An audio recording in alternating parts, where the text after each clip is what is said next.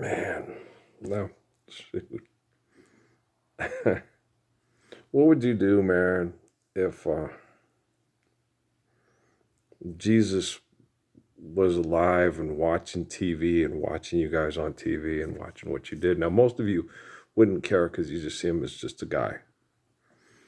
He's like a charismatic cult leader that people turned into a god.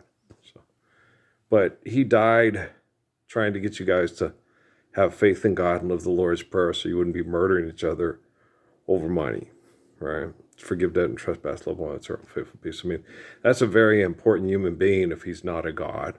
Okay, if he's just a human being, that's a really special, important human being. That's more special and important than Malcolm X or Martin Luther King Jr. or the Kennedys, okay? Or Bill Gates or Oprah Winfrey or Jeff Bezos or Mark Zuckerberg or Vladimir Putin. I mean, a person that's willing to be innocent and give his life to be an example of how to have faith in God and not kill over money. That's a very important person, right? It's an amazing person. That's one of the special people in the history of the world, right? Now, if he was watching you on TV, now, if he talked to a guy when he was a kid, and the government had books that said this would happen, and the kid, this nuclear war stuff is crazy, Jesus. He goes, yeah, I know. You're going to be the one that helps me stop all this murder. And the kid goes, oh, Jesus, that's scary. Then when he's 13, that summer in Demi, New Mexico, the kid explains to his family that I'm not going to ask what Jesus has done for me. I already know what Jesus did. I'm going to ask what I can do for Jesus Christ. And when I went to Sierra Vista, they all were studying Herschel Steinschneider. I don't know if you guys know who that is. That's Hitler's Czech Jew psychic. They made a Tim Roth propaganda movie about him. And when Bishop Brian Manwarian from the Mormon Church came to talk to me, he said, well, if you're supposed to know things, I said, no, you only want to know things when you're ready. Well, that's why Jesus would always ask me, are you ready?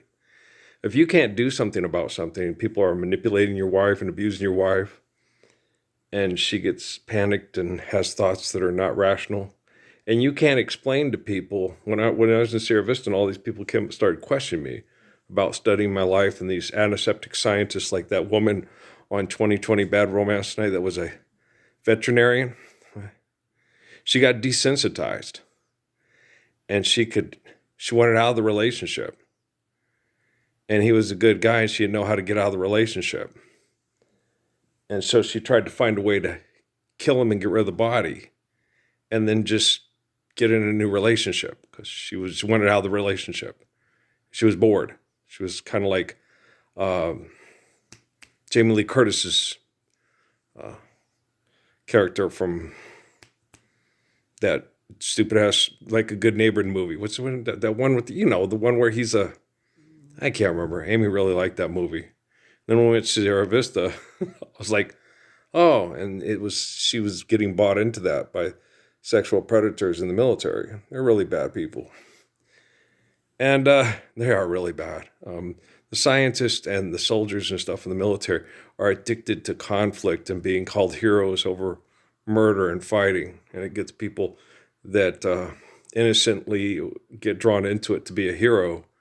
It gets them abused and murdered. Many of them commit suicide because they hate being a part of the disgusting genocide that's used to mass murder the poor to try to be Ebenezer Scrooge and decrease the surplus population. It's pretty gross.